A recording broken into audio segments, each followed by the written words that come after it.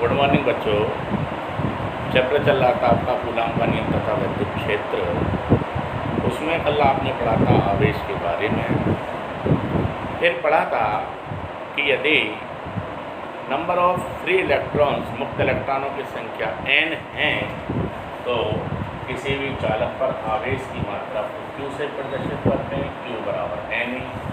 और बताया था हमने आवेश इलेक्ट्रॉनों की संख्या के पूर्ण गुणज के रूप में होता है। ये n पूर्ण संख्या होती है, अर्थात आवेश को इलेक्ट्रॉनों की पूर्ण संख्या के रूप में ही विभाजित किया जा सकता है। निश्चित रूप से अनिश्चित रूप से विभाजित नहीं किया जा सकता, जैसे आवेश का क्वांटीकरण या आवेश का या हम परमाणुकता भी कहते हैं। और हम Q बराबर n के आधार पर आवेश की मात्रा निकाल सकते हैं। ये भी बताया था कि धनावेश कब होगा और ऋणावेश कब होगा, मतलब चालक की प्रकृति धनावेशित और ऋणावेशित कब होगी। और ये भी बताया था कि किसी भी चालक पर आवेश की मात्रा की छोटी से छोटी इकाई इलेक्ट्रॉन के आवेश के बराबर है, अर्थात 1.6 × 10⁻⁻19 कूलाम से कम आवेश संभव नहीं है, जो आवेश की सबसे कम मात्रा है। फिर आपने पढ़ा था कि यदि दो आवेश एक दूसरे के पास रहते हैं, स्थित हैं, तो वे एक दूसरे को आकर्षित या प्रतिकर्षित करते हैं। और बताया था यदि वो एक जैसे आवेश हैं, दोनों पर प्लस आवेश है, या माना दो आवेश हैं +Q1 और +Q2, या दोनों पर एक जैसे आवेश -Q1 और -Q2 हैं, तो इनके बीच में एक बल लगता है और यह बल वैसा बल कहलाएगा प्रतिकर्षण। मतलब आपने पढ़ा था एक जैसे आवेश like charges repel to each other, एक दूसरे को प्रतिकर्षित करते हैं, प्रतिकर्षण बल लगाते हैं। और आवेशों के बीच लगने वाले इस बल को वैद्युत बल कहते हैं। अर्थात वैद्युत बल प्रतिकर्षण जब होंगे जब वह बल दोनों एक जैसे आवेशों के बीच में लगेगा, चाहे तो दोनों प्लस होंगे चाहे दोनों माइनस होंगे। लेकिन यदि ये दोनों आवेश एक दूसरे से प्रकृति में विपरीत हैं, या तो प्लस है या माइनस है, तो इनके बीच में लगने वाला जो बल होगा वह आकर्षण होगा, अर्थात ये दोनों एक दूसरे को आकर्षित करेंगे, अर्थात वैद्युत बल की प्रकृति जो होगी वह आकर्षणकारी होगी। अर्थात किन्हीं एक बात अब हमारी समझ में आ गई कि किन्हीं दो आवेशों के बीच लगने वाले बल को वैद्युत बल कहते हैं। दूसरा, वैद्युत बल आकर्षण बल भी हो सकते हैं, प्रतिकर्षण बल भी हो सकते हैं। प्रकृति पर निर्भर करेगा आवेशों की, ये आवेशों की प्रकृति पर निर्भर करता है कि आवेश किस तरह के हैं। फिर एक जैसे आवेशों के बीच लगने वाला वैद्युत बल प्रतिकर्षण बल होगा, और विपरीत आवेशों के बीच लगने वाला वैद्युत बल आकर्षण बल होगा, जिसे हम इलेक्ट्रिक फोर्सेस इंग्लिश में कहते हैं। ये आवेशों के बीच लगने वाले बल का मान कितना होगा, इसको हमें बताया एक वैज्ञानिक कूलाम थे, फ्रांसिस वैज्ञानिक थे, कि इनके बीच में लगने वाला बल कितना होता है। तो कौन सा?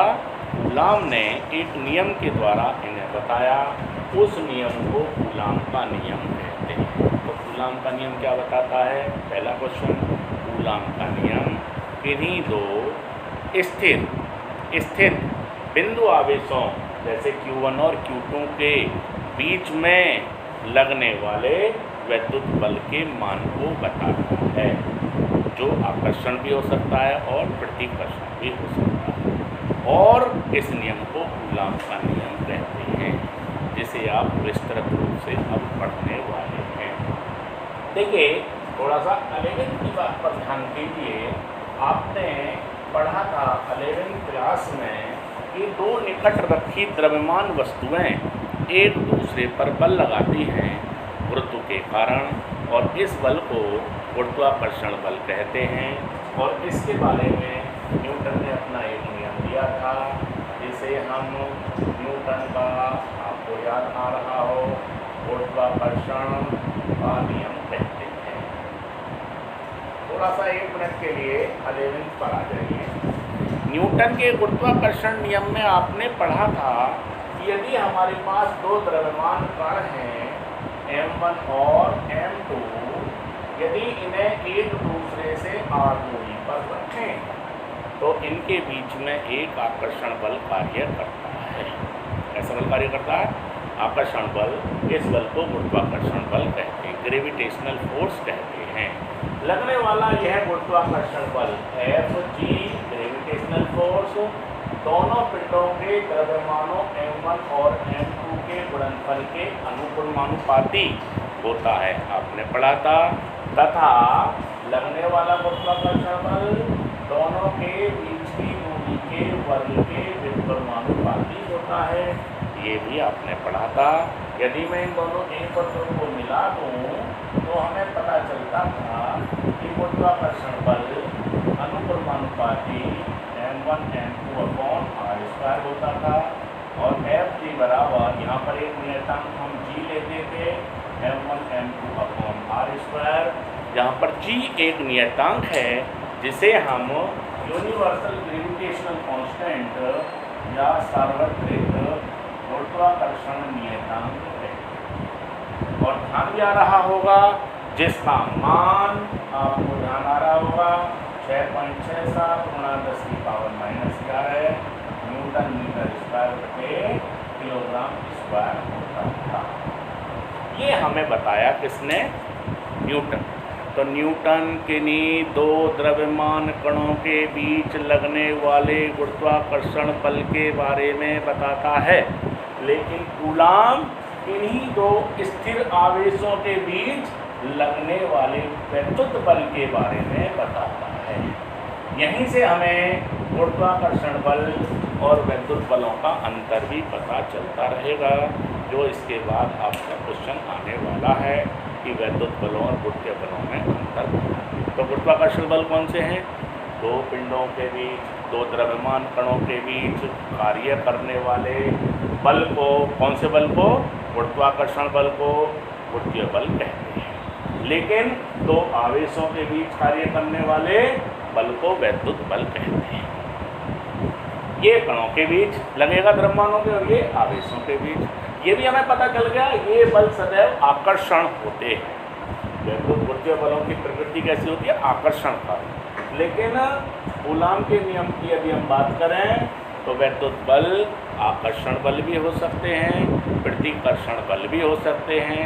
ये निर्भर करेगा आवेशों की प्रकृति पर, आवेश हमारे कैसे हैं। जो काम यहाँ m1 m2 कर रहा था वो काम यहाँ q1 q2 करेगा। जो दूरी यहाँ r थी, माना दूरी तो भी रहेगी, कितनी है? r। तो क्या हो गया? कूलाम बताता है यदि हमारे पास 2 आवेश हैं q1 व q2, एक दूसरे से r दूरी पर हैं, तो इनके बीच में एक वैद्युत बल लगेगा। लगने वाला वैद्युत बल किसके अनुसार? कूलाम के अनुसार। कूलाम के नियम से लगने वाला बल या वैद्युत बल? वैद्युत बल दोनों प्रकार का हो सकता है, आकर्षण भी और प्रतिकर्षण में निर्भर करेगा। ये दोनों प्लस में है तो प्रतिकर्षण बल, दोनों माइनस में है प्रतिकर्षण, एक प्लस और एक माइनस में आकर्षण।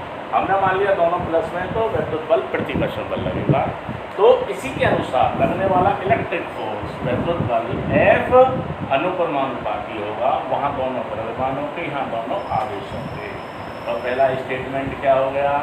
किन्हीं 2 स्थिर बिंदु आवेशों के बीच लगने वाला वैद्युत बल दोनों आवेशों के परिमाण के गुणनफल के अनुक्रमानुपाती होता है। यहाँ भी r के वर्ग के व्युत्क्रमानुपाती था, तो यहाँ भी लगने वाला वैद्युत बल दोनों के बीच की दूरी के वर्ग के व्युत्क्रमानुपाती होगा। तो पूरा स्टेटमेंट क्या हुआ कूलाम के नियम का? किन्हीं 2 बिंदु आवेशों के बीच लगने वाला आकर्षण या प्रतिकर्षण बल अर्थात संयुक्त रूप से वैद्युत बल दोनों आवेशों के गुणनफल के अनुक्रमानुपाती तथा दोनों आवेशों के बीच की दूरी के वर्ग के व्युत्क्रमानुपाती होता है। This is the statement of Coulomb's. यह कूलॉम के नियम का कथन है। यदि हम इसे आगे की ओर लेकर चलें तो समीकरण A2 है। 2 से F निर्भर करेगा Q1 Q2 अपॉन R² पर, या F बराबर K into Q1 Q2 upon R²। ये समीकरण नंबर आपकी 3 हो जाती है। अब K के बारे में आप बात करेंगे। K क्या है यहाँ पर? एक नियतांक है। K क्या है यहाँ पर? नियतांक। अभी तक आपने पढ़ा है कूलॉम के नियम का स्टेटमेंट। अब इसे हम विस्तार से पढ़ने वाले हैं। K क्या है, इसका मान क्या होता है, इसे आगे कैसे लेकर चलेंगे। क्योंकि वीडियो फिर लोड नहीं होती, तो अगली वीडियो में हम पूरी तरह से कूलॉम के नियम को बताने वाले हैं। अभी तक कूलॉम के नियम में आपने समझा तो आवेशित कण एक दूसरे को प्रतिकर्षित करते हैं या आकर्षित करते हैं। इनके बीच लगने वाले बल को वैद्युत बल कहते हैं। यदि दो स्थिर विद्युत आवेशों के बीच लगने वाला वैद्युत बल दोनों आवेशों के गुणनफल के अनुक्रमानुपाती तथा दोनों के बीच की दूरी के वर्ग के व्युत्क्रमानुपाती होता है। दोनों को हम मिला दें तो F बराबर होता है K Q1 Q2 upon R², जहाँ K एक नियतांक है। जहाँ K क्या बोलो? एक नियतांक है। अब इस नियतांक के बारे में आप सेकंड वीडियो में पढ़ने वाले हैं। कूलॉम्स लॉ पर 2 वीडियो बनेंगी। जब जाकर ये पूरा होगा तो अगली वीडियो का इंतजार करें। Thank you.